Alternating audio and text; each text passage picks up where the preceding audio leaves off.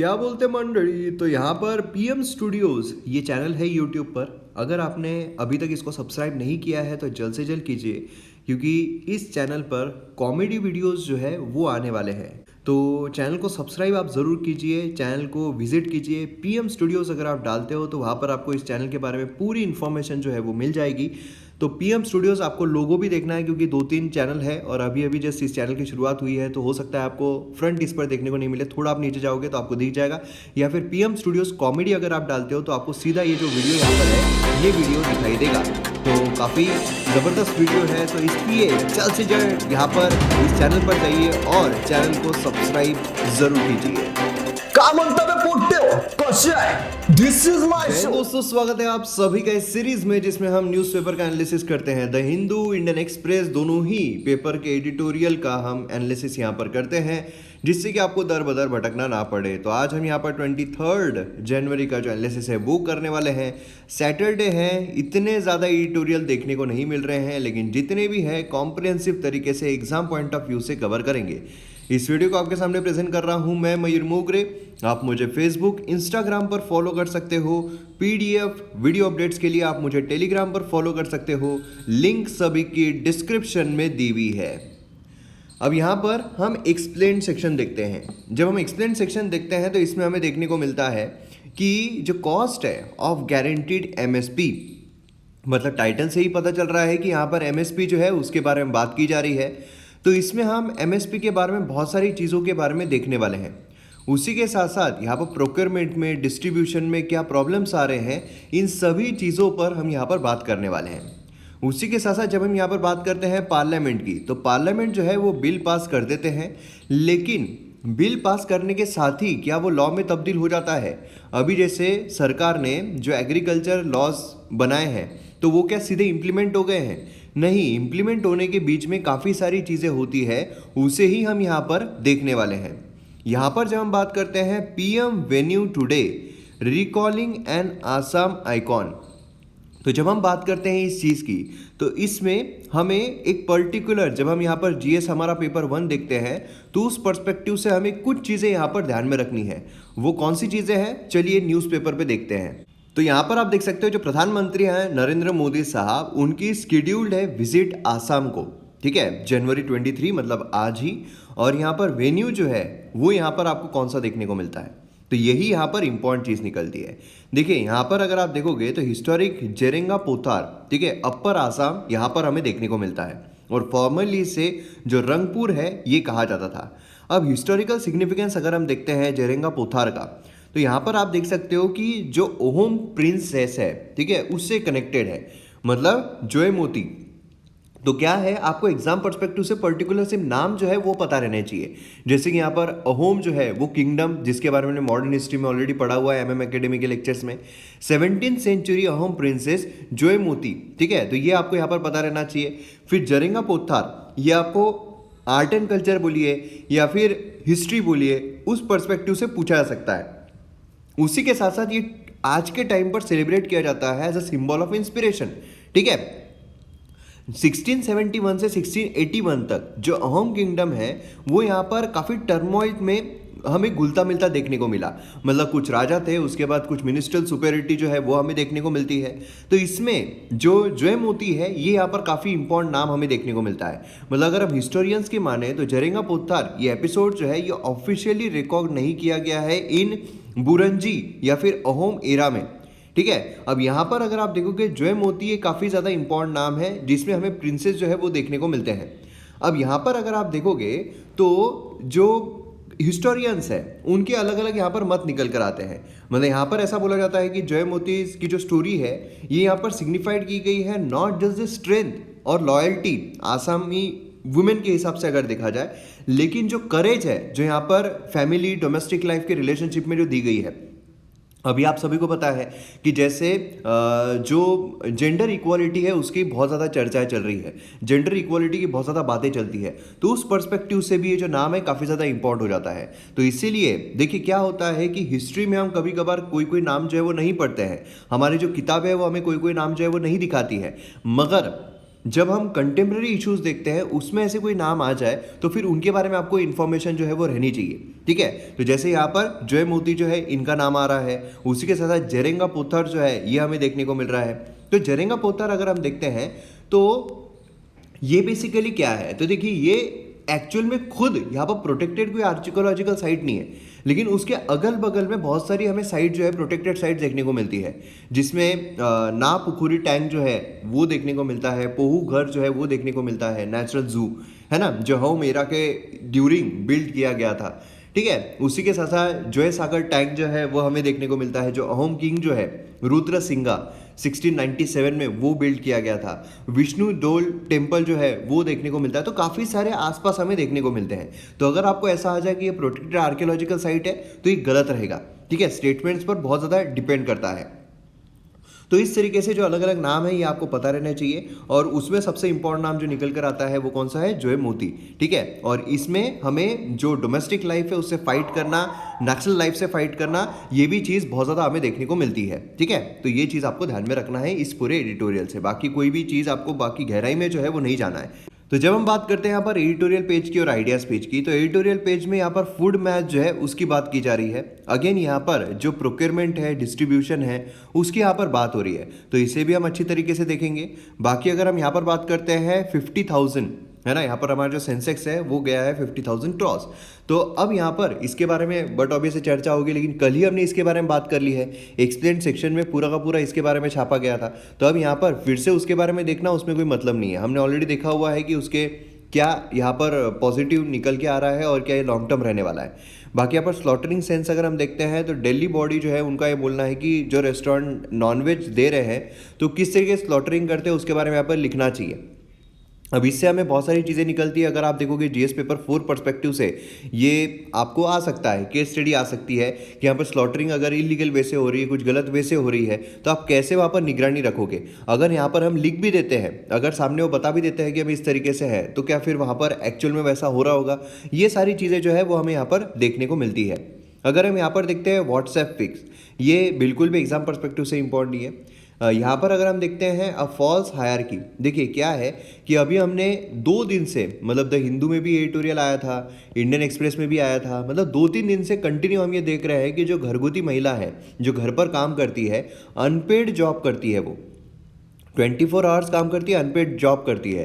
तो अब यहाँ पर उसी के बारे में बात हो रही है, क्या उन्हें, जैसे कमल हसन ने कहा कि उनको जो सैलरी है वो दी जानी चाहिए, रिन्यूमरेशन दिया जाना चाहिए। और उसमें हमने ये देखा है कि अगर हम रिन्यूमरेशन देते भी है तो फिर क्या हम वहाँ पर मनी में उसको कैलकुलेट कर सकते हैं कि कितना होगा कितना नहीं होगा, है ना। जो जीडीपी में जो बाहर हस्बैंड जा रहा है वो काम कर रहा है, जीडीपी में कंट्रीब्यूट कर रहा है, लेकिन जो महिला घर पर काम कर रही है उसका भी जीडीपी में कंट्रीब्यूशन होता है। कैलकुलेट कैसे करेंगे ये सारी चीज़ें, तो यहाँ पर आप अब मुझे कमेंट सेक्शन में बताइए, क्योंकि 2-3 दिन से हम कंटिन्यू ये चीज़ देख रहे हैं। तो अब आप मुझे कमेंट सेक्शन में बताइए कि क्या दिए जाने चाहिए, इसके पॉजिटिव्स क्या हो सकते हैं, इसके नेगेटिव्स क्या हो सकते हैं, जो हमने ऑलरेडी डिस्कस किए हुए हैं, ठीक है। तो कमेंट सेक्शन में आप इस चीज़ को ज़रूर बताइए। यहाँ पर अगर हम बात करते हैं फार्म्स लॉ की, रोल बैक जो है फार्म लॉ किए गए हैं। तो देखिए फार्म लॉ जो है, फार्मर हमेशा उनके भलाई के लिए टेक्नोलॉजिकल डेवलपमेंट होनी चाहिए, हमेशा उनकी इनकम को, आय को बढ़ाने के लिए जो टेक्नोलॉजिकल एडवांसमेंट है वो यहाँ पर होनी चाहिए। अब जो फार्म लॉ यहाँ पर लाए गए थे वो एक्चुअल में टेक्नोलॉजिकल एडवांसमेंट था। अब जब टेक्नोलॉजिकल एडवांसमेंट हम यहाँ पर इसको रोक रहे हैं या फिर रोल बैक करने की बात कर रहे हैं, तो मतलब क्या है, हम फार्मर्स को उनकी वही स्थिति में रख रहे हैं जो फार्मर जो है, जो अभी स्थिति में हमें देखने को मिल रहे हैं। अभी भी उनकी क्या इनकम जो है वो 2022 तक डबल होती हुई नज़र आ रही है, बिल्कुल नहीं आ रही है। क्या अभी भी कुछ बदलाव नज़र आ रहे हैं, नहीं आ रहे हैं। तो अब जब फार्म लॉ हम रोल बैक कर रहे हैं तो क्या ही चेंज हो जाएगा। तो ये कुछ प्रॉब्लम्स जो है वो यहाँ पर बताए गए हैं, वही सारी घिसी पिटी बातें जो है वो देखने को मिल रही है, तो कोई मतलब नहीं है देख के। यहाँ पर लिसनिंग डेफिसिट, यहाँ पर बेसिकली लिसनिंग डेफिसिट, अब आपको समझ में आ गया होगा किस बारे में हो रहा है। तो यही सारी चीज़ें हैं, ये भी पॉलिटिकल है, तो इतना कुछ मतलब नहीं है। नेक्स्ट हम यहाँ पर आते हैं द हिंदू पर। द हिंदू में आज एडिटोरियल जो है काफ़ी कम है, तो इसमें भी अगर आप देखोगे तो अगेन यहाँ पर फार्मर्स लॉ जो सस्पेंड की बात हो रही है वो है।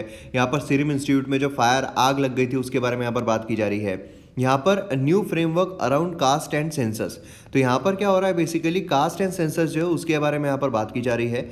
सेंसस क्या है, हम हर 10 साल में सेंसस जो है वो कैलकुलेट करते हैं। क्या होता है, जो गवर्नमेंट है, गवर्नमेंट किस तरीके से देखिए क्या है कि हमारे घर में राशन कितना लाना है, ठीक है, हमारे घर में राशन कितना लाना है वो अगर हमें पता चलाना है तो हमें क्या करना पड़ेगा, कितने लोग रहते हैं वो हमें पता करना पड़ेगा। अगर हमारे घर में समझ लो टोटल 4 लोग रह रहे हैं उस हिसाब से राशन आएगा। अगर हमारे घर पे 8 लोग रह रहे हैं तो उस हिसाब से राशन आएगा। तो सेम उसी तरह अगर गवर्नमेंट को कोई अपनी स्कीम चलानी है, गवर्नमेंट को अगर कोई वेलफेयर स्कीम चलानी है तो पहले पॉपुलेशन कितनी है वो तो पता रहनी चाहिए। और अगर उसमें गवर्नमेंट कोई स्पेसिफिक अगर कास्ट के लिए कोई चला रही है या फिर कोई स्पेसिफिक बिलो पॉवर्टी लेवल जो पुअर है, जो गरीब है, उनके लिए चला रही है तो कितने लोग बिलो पॉवर्टी लाइन है वो तो पता चलना चाहिए। इससे सेंसस जो है काफ़ी इंपॉर्टेंट रोल प्ले करता है। प्लस यहाँ पर कास्ट अगर हम देखते हैं तो कास्ट का अगर हम डिफरेंटली सेंसस निकालते हैं, मतलब उसमें कितने लोग ये कास्ट के कितने लोग वो कास्ट के निकालते हैं, तो कास्ट स्पेसिफिक जो चीज़ें हैं उसको बनाने में काफ़ी आसानी हो जाएगी, है ना। लेकिन क्या होता है, इनको वो बांट भी देते हैं कि हाँ ये इतने इतने ये कास्ट के, तो क्या होता है उसमें बंटवारा जो है वो भी काफ़ी ज़्यादा हो जाता है।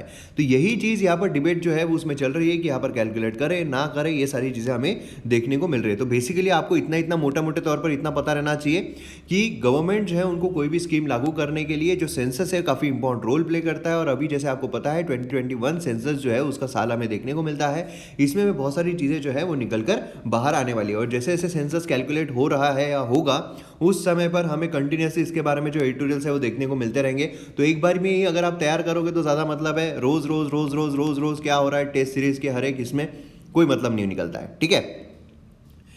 तो हमारे एडिटोरियल शुरू करने से पहले MM Academy ऐप अगर आपने अब तक डाउनलोड नहीं किया है तो जल्द से जल्द कीजिए। मेरे द्वारा बहुत सारे कोर्सेज लाए जा रहे हैं। मॉडर्न हिस्ट्री कंप्लीटली अवेलेबल है मेरे द्वारा, एंशिएंट हिस्ट्री मेरे द्वारा पूरी कंप्लीटली अवेलेबल है, पॉलिटी कंप्लीटली अवेलेबल है, ज्योग्राफी जो है ऑलमोस्ट खत्म होने पर आ गई है, हम इंडियन ज्योग्राफी पर ऑलमोस्ट पहुंच रहे हैं। फिर उसके बाद एनवायरमेंट, इकोनॉमी, बहुत सारे कोर्सेज मतलब GS 1 2 3 4 सभी यहाँ पर आने वाले हैं जो आपको एग्जाम में काफ़ी फायदा पहुंचाएंगे। तो इसे जल्द से जल्द डाउनलोड कीजिए MM Academy ऐप और वीडियोस को एंजॉय कीजिए।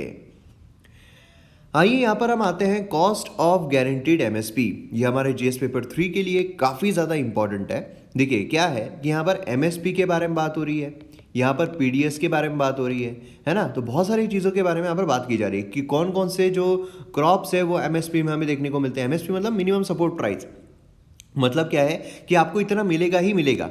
अब फॉर एग्जांपल एक फार्मर है, फार्मर ने अगर व्हीट उगाया है और उसको टोटल खर्चा जो है वो 1 लाख रुपीज़ का आया है, ठीक है। अब वो जब ये बेचने जा रहा है तो उसको यहाँ पर 50,000 में लोग खरीदने के लिए तैयार है, बाकी 1 लाख में भी कोई नहीं खरीद रहा है। मतलब यहाँ पर उसका 50,000 रुपीज़ का क्या हो रहा है, नुकसान हो रहा है। लेकिन ऐसे समय पर गवर्नमेंट जो है वो क्रीच बनकर आती है और गवर्नमेंट बोलती है कि तुम टेंशन मत लो वत्स, हम तुमसे 1.2 लाख में खरीदेंगे। मतलब यहाँ पर कम से कम जो फार्मर है उसको 20,000 रुपये का जो है वो प्रॉफिट हो रहा है ना।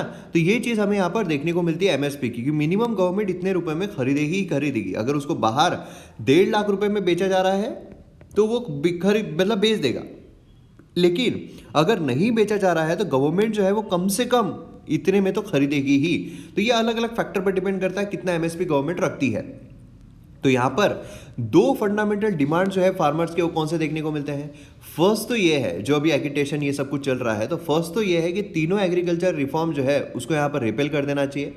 आप सोचिए तीनों जो है वो मेंस में पूछा गया था इसके बारे में, है ना। तो आप समझ सकते हो कितना ज़्यादा इंपॉर्टेंट है ये जो एक्ट्स है वो। तो इस पर और भी मेंस में हम क्वेश्चन जो है वो एक्सपेक्ट कर सकते हैं। तो अगर आपको डिटेल में इसके बारे में जानना है, तीनों लॉस के बारे में, सेपरेट वीडियो जो है वो भी अवेलेबल है। मैं जो लिंक है वो कमेंट सेक्शन में पिन कर दूंगा। मतलब MM Academy जो है उसकी एक लिंक आपको कमेंट सेक्शन में मिलती है। प्लस अगर उसको आप रीड मोर करोगे तो उसमें आपको इसकी जो लिंक है फार्मर्स वाली वो भी मिल जाएगी। दूसरी चीज़ जो हमें देखने को मिलती है कि लीगल गारंटी जो है MSP की वो यहाँ पर प्रोवाइड करना, मतलब minimum support price. Most of the farmers को क्या लग रहा है अभी कि MSP जो है वो यहाँ पर खत्म कर रही है सरकार। इसलिए अगर आप देखोगे पंजाब एंड हरियाणा में बहुत ज़्यादा, पंजाब हरियाणा लखनऊ मतलब बहुत ज़्यादा हमें यहाँ पर जो प्रोटेस्ट है वो देखने को मिल रही है, क्योंकि मोस्ट ऑफ द प्रोक्योरमेंट जो गवर्नमेंट ले लेती है वो हमें पंजाब और हरियाणा के फार्मर से देखने को मिलता है। तो इसलिए MSP जो है वो सरकार खत्म कर देगी ये लॉज लाकर। इसकी वजह से प्रोटेस्ट बहुत ज़्यादा हमें देखने को मिल रही है। करंटली अगर देखा जाए तो कोई स्टैट्यूटरी बैकिंग है क्या MSP को, कि MSP जो है वो गवर्नमेंट को मैंडेटरी है देना, या गवर्नमेंट जो है वो MSP अगर नहीं देगी तो कानूनन गैर कानूनन चीज़ रहेगी ना, ऐसा कुछ भी नहीं है। कोई भी स्टैट्यूटरी बैकिंग जो है वो हमें देखने को नहीं मिलती है जहां पर गवर्नमेंट को मैंडेट किया जाए कि आपको यहाँ पर MSP इंप्लीमेंट करना है।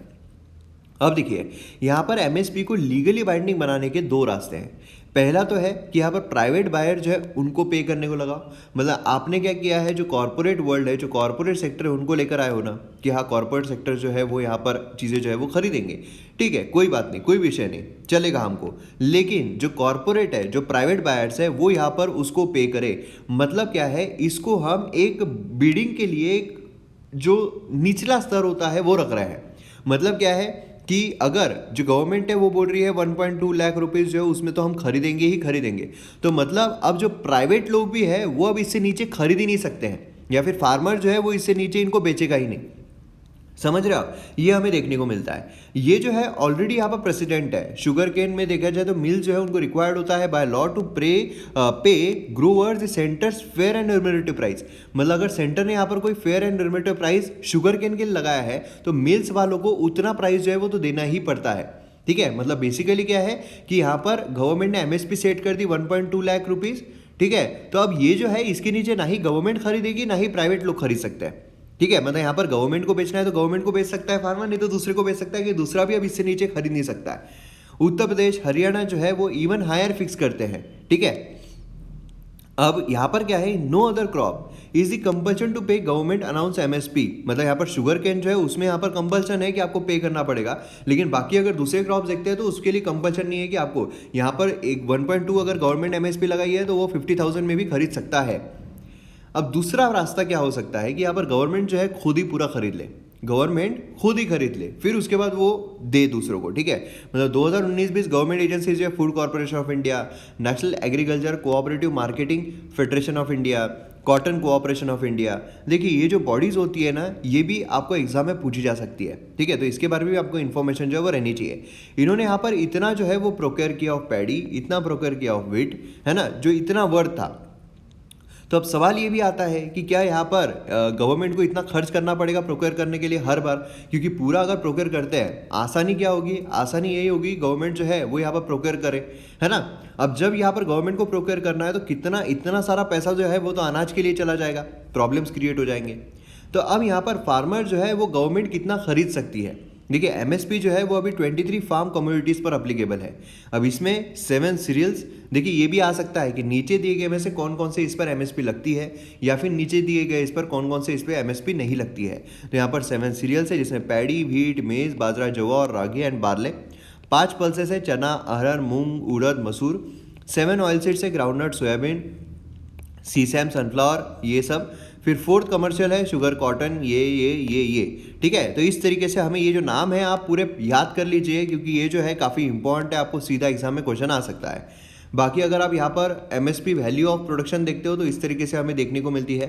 तो अब गवर्नमेंट को इतना खर्च कैसे करेगी गवर्नमेंट, है ना, सिर्फ प्रोक्योरमेंट करने में कैसे खर्च करेगी इतना।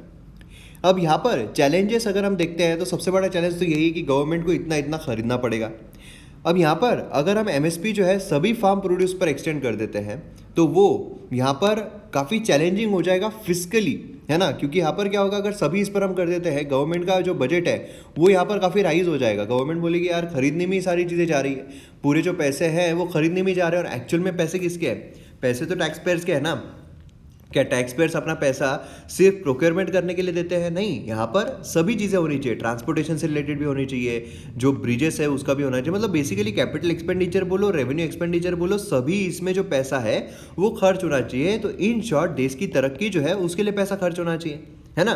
तो इसीलिए यहाँ पर बेसिकली हमें देखने को, और अगर हम यहाँ पर ये भी देखते हैं कि एमएसपी जो है उस पर खरीदा अगर जा रहा है और एमएसपी भी ही सब कुछ चलेगा पूरे देश में, अगर सिर्फ एमएसपी पे चलेगा तो फिर यहाँ पर जो मिनिमम इनकम है वो हम फार्मर को दे रहे हैं, जो प्राइस है वो नहीं दे रहे हैं। तो इससे जो हम ये सोच रहे हैं कि हम फार्मर की इनकम जो है 2022 तक डबल कर देंगे, वैसा तो कुछ होगा ही नहीं। यहाँ पर बेसिकली होगा क्या कि सिर्फ मिनिमम इनकम जो है वो यहाँ पर फार्मर्स को मिल रही है। ठीक है, इस तरीके से हो जाएगा। मतलब समझ लो एक फार्मर जो है वो गवर्नमेंट सरकारी नौकरी जो है वो कर रहा है कि उगाओ, सरकार को दो और उसके बदले में थोड़े बहुत पैसे ले लो, इस तरीके से चीज़ें चलेगी। तो यहाँ पर एक जो रास्ता है ये अचीव करने का वो है डायरेक्ट कैश ट्रांसफ़र, है ना, या फिर यहाँ पर ऑन अ फ्लैट पर एकड़। तो भैया यहाँ पर फ्लैट पर एकड़ है, उस हिसाब से आप यहाँ पर ले लो। ठीक है। तो ये हमें चीज़, जैसे तेलंगाना में अगर आप देखोगे राइतु बंधु स्कीम जो है वो देखने को मिलती है। ये स्कीम जो है ये भी, इसके बारे में भी डिटेल में अपने चैनल पर अवेलेबल है, तो आप राइतु बंधु व मयूर मोगरे सर्च करोगे तो आपको मिल जाएगा। ठीक है, तो ये एक रास्ता जो है ये हो सकता है, ये आपको मेंस में लिखने में काफ़ी काम आएगा। जब आपको बोला जाता है कि क्या सोल्यूशन है, तो ये सोल्यूशन जो है वो आप यहाँ पर लिख सकते हो, काफ़ी इंपॉर्टेंट रोल ये प्ले करेगा आपके मेंस आंसर राइटिंग में।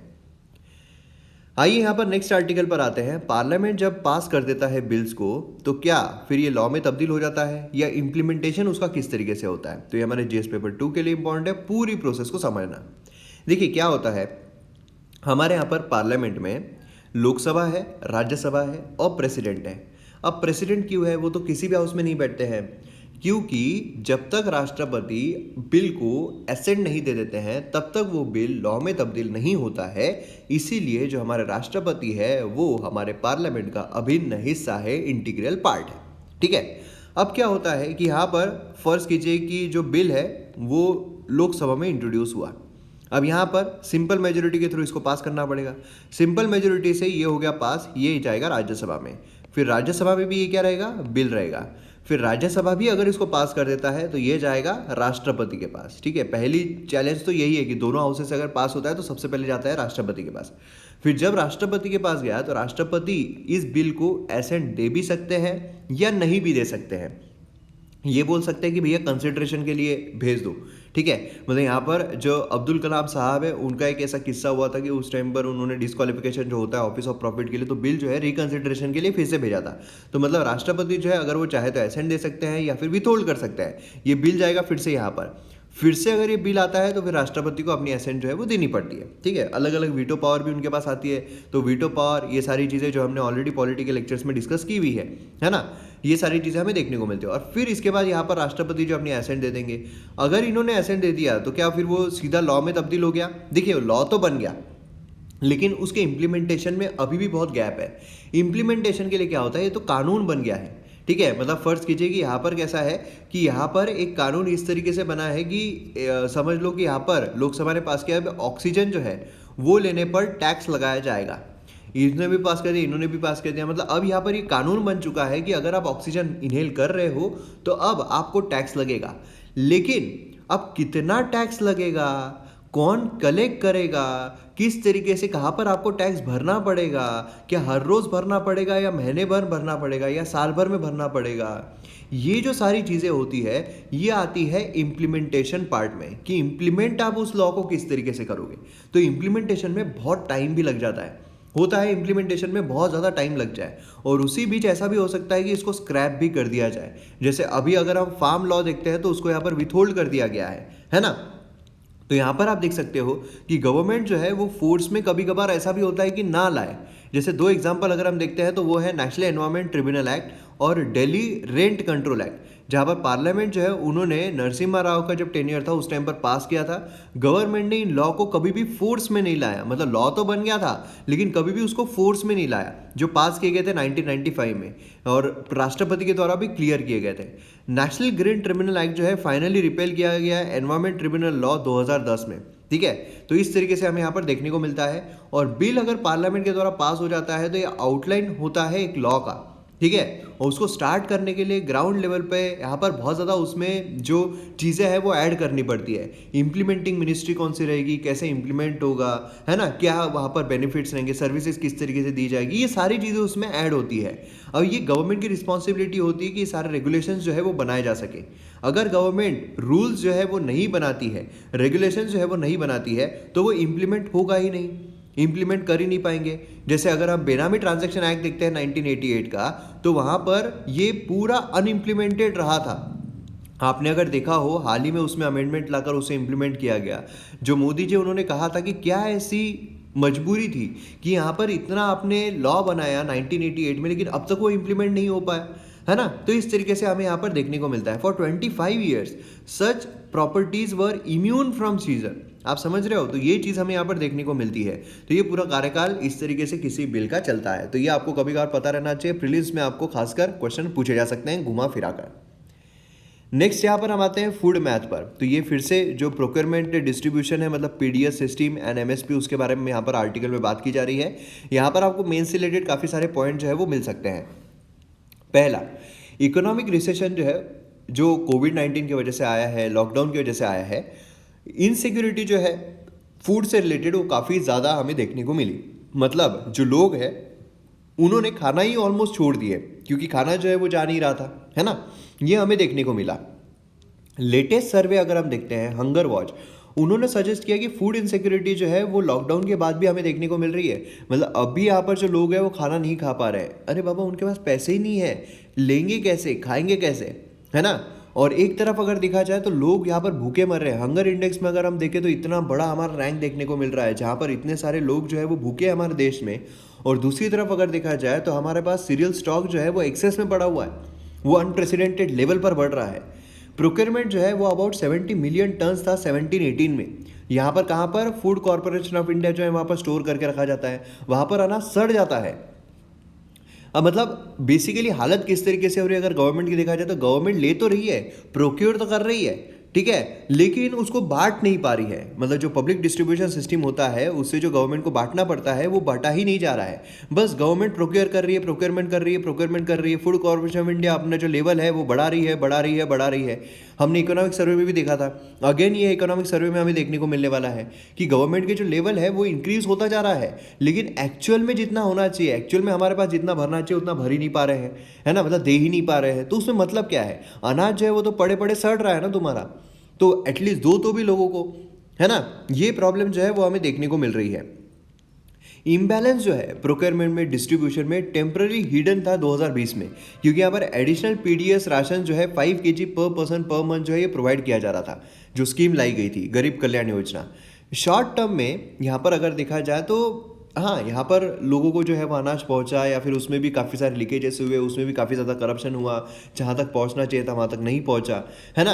अभी अगर आप देखोगे तो एक्सपोर्ट जो है उसमें भी मैसिव सब्सिडी की बहुत ज़्यादा ज़रूरत है, क्योंकि एमएसपी जो है ये हायर है देन द वर्ल्ड प्राइस। मतलब क्या है, यहाँ पर गवर्नमेंट, जहाँ पर जो फार्मर है वो अगर उसको समझ लो यहाँ पर फॉर एग्जाम्पल, ठीक है, एमएसपी जो है, एमएसपी अगर एमएसपी में उसको 1.2 लाख रुपीज़ मिल रहे हैं, ठीक है, मतलब यहाँ पर समझ लो 20,000 रुपये का प्रॉफिट हो रहा है। और अगर वो यहाँ पर एक्सपोर्ट करता है, उसको कितना हुआ, 1 लाख रुपए जो उसको लगा, एमएसपी में 1.2 लाख रुपए में गवर्नमेंट जो है वो खरीद रही है। अब अगर ये एक्सपोर्ट करता है तो एक्सपोर्ट में 1 लाख रुपए उसको लगा, और एक्सपोर्ट करने में पूरा खर्चा होने में उसको समझ लो जो एक्चुअल में इनकम आ रही है, ठीक है, इनकम आ रही है वो आ रही है 1.1 लाख रुपीज़। तो यहाँ पर वो क्या करेगा, एमएसपी में ही देगा ना। बेसिकली हमें क्या करना है, जो गवर्नमेंट का इतना प्रोक्योरमेंट हो रहा है उसको कम करना है। वो कैसे कर सकते हैं, या तो फार्मर बाहर बेचे या तो फार्मर एक्सपोर्ट करे। तो एक्सपोर्ट करने के लिए यहाँ पर उसको क्या करना पड़ेगा, सब्सिडी देनी पड़ेगी। मतलब भैया तुमको 1 लाख रुपए खर्चा आ रहा है ना, हम तुमको सब्सिडी देते हैं कि तुमको ये जो लागत है यही तुमको 80,000 रुपये में हो जाए। मतलब 20,000 रुपये हमारी तरफ से तुमको पैसे मिलेंगे ये सब्सिडी के रूप में। मतलब एक्चुअल में तुमको लागत कितनी लगी है, 80,000 लगी है। तो अब यहाँ पर अगर वो देखेंगे तो एक्सपोर्ट में उसको ज़्यादा प्रॉफिट मिलेगा, तो वो क्या करेगा, यहाँ पर एमएसपी में देने के बजाय वो क्या करेगा, वो यहाँ पर बाहर एक्सपोर्ट करेगा। तो मैसिव सब्सिडी जो है वो देने की बहुत ज़्यादा ज़रूरत है ना। उसी के साथ यहाँ पर कुछ पॉसिबिलिटीज़ भी, expanding and to the programme, मतलब यहाँ पर अपडेटिंग द पॉपुलेशन फिगर्स, यहाँ पर पॉपुलेशन फिगर को अपडेट करना, मंथली सीरियल राशन जो है उसको रेस करना, यूनिवर्सलाइजेशन करना पीडीएस रूरल एरियाज़ को, ये सारी चीज़ें जो है वो हम यहाँ पर कर सकते हैं। अब देखिए, apart from procurement and distribution, जो यहाँ पर गवर्नमेंट जो है वो ले रही है, डिस्ट्रीब्यूट जो कर रही है, हमें जो इनबैलेंस है बिटवीन प्रोडक्शन एंड कंजम्पशन, ये भी बहुत ज़्यादा देखने को मिल रहा है। मतलब प्रोडक्शन में और कंजम्पशन में, जो प्रोड्यूस किया जा रहा है फार्मर के द्वारा और जो कंज्यूम किया जा रहा है लोगों के द्वारा, उसमें भी बहुत ज़्यादा गैप देखने को मिल रही है। सीरियल प्रोडक्शन अगर हम देखते हैं तो अबाउट 250 मिलियन टन्स था फॉर 5 years इन अ रो, और उसका जो कंजम्पशन है वो लिटिल बिलो 20 kg पर पर्सन पर मंथ हमें देखने को मिल रहा है। क्योंकि लोगों के पास पैसा नहीं है, वो ले नहीं पा रहे हैं, काट कसरे में अपनी ज़िंदगी बिता रहे हैं। बहुत सारे लोग जो है वो तो भूखे ही है ना।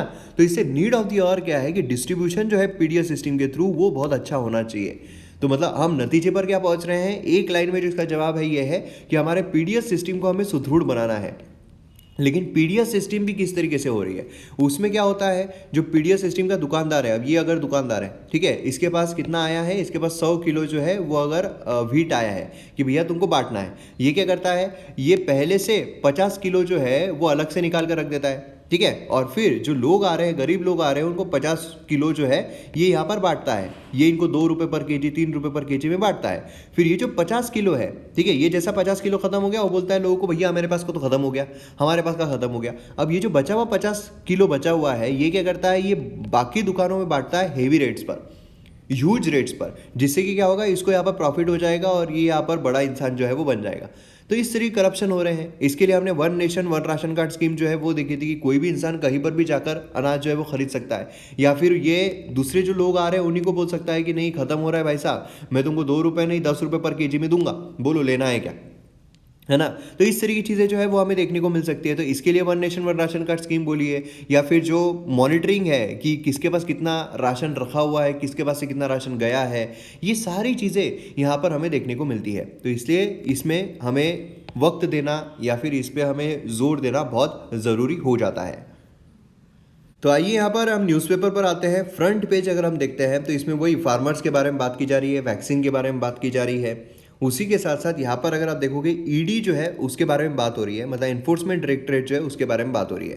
तो जैसे हमने बहुत बार इन्फोर्समेंट डायरेक्टरेट के बारे में देखा हुआ है, तो यहाँ पर आप देख सकते हो जो वाइवा ग्रुप है जो वसई एमएलए उनके द्वारा रन किया जाता है, तो यहाँ पर हमें देखने को मिल रहा है। फिर उसके बाद अर्नब चैट जो है उसके बारे में देखने को मिल रहा है। हाँ, आपने ये देखा या नहीं, जो अर्नब गोस्वामी है चैट देखा या नहीं आपने, वो देख लो। हाँ पक्का, वो जो वीडियो आया है अपन ने डाला हुआ है, मराठी में है, तो देखा या नहीं आपने। पीएम स्टूडियोज़ नाम का चैनल है, आपको लिंक जो है वो डिस्क्रिप्शन में मिल जाएगी, तो वो देख लेना। अब यहाँ पर अगर आप देखोगे, Rajasthan bats for retired IAS officer now adviser to cricket body led by CM son. तो यहाँ पर अगेन वही हो रहा है कि जो आईएएस ऑफिसर्स है अगर वो रिटायर होकर कोई ज्वाइन कर रहे हैं तो उसमें क्या होता है ना, कुछ प्रॉब्लम्स जो है वो हमें देखने को मिलते हैं। चलिए नेक्स्ट पेज पर जा रहे हैं। यहाँ पर नेक्स्ट पेज पर कुछ नहीं है। थर्ड पेज अगर हम देखते हैं तो वहाँ पर भी कुछ देखने को नहीं मिल रहा है। देन अगर हम देखते हैं महाराष्ट्र, तो यहाँ पर 96% स्कूल जो है वो यहाँ पर रीओपन हो रहे हैं और गवर्नमेंट जो है वो यहाँ पर क्लासेस रिज्यूम करने की बात कर रहे हैं। यही हमें देखने को मिल रहा है स्टेट स्पेसिफिक न्यूज़ में। बाकी अगर हम देखते हैं तो कुछ भी ऐसी कुछ खास न्यूज़ निकल कर नहीं आ रही है।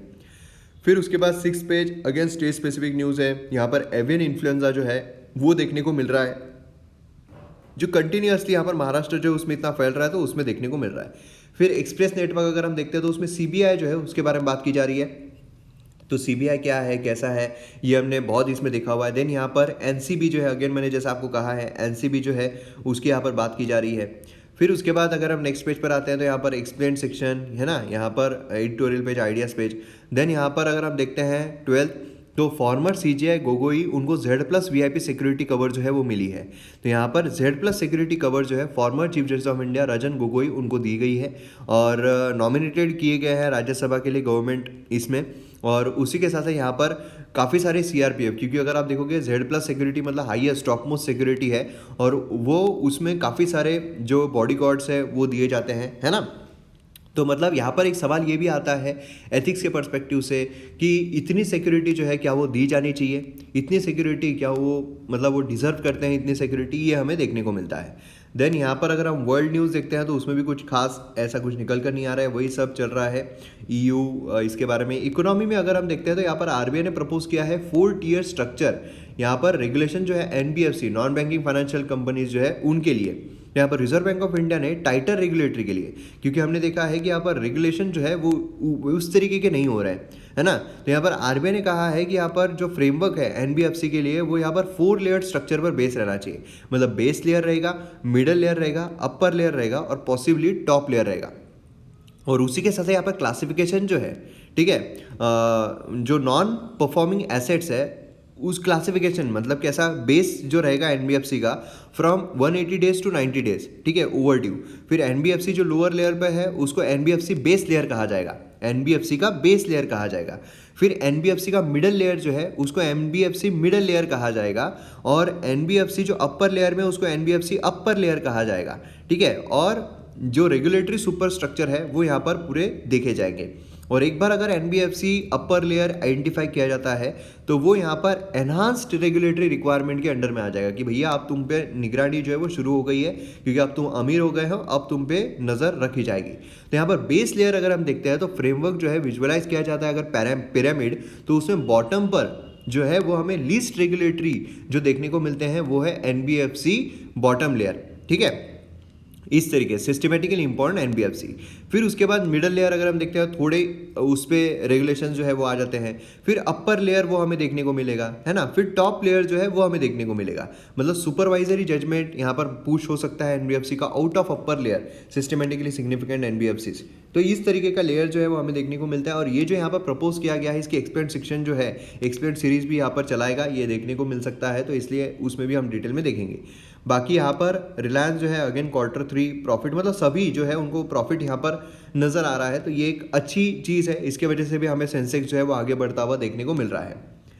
बाकी स्पोर्ट्स न्यूज़ अगर हम देखते हैं तो कुछ खास न्यूज़ नहीं है। तो इस तरीके से हमारा लेक्चर आज खत्म होता है। वीडियो पसंद आया हो तो शेयर आप ज़रूर कीजिए। मिलते हैं अगले वीडियो में। जय हिंद।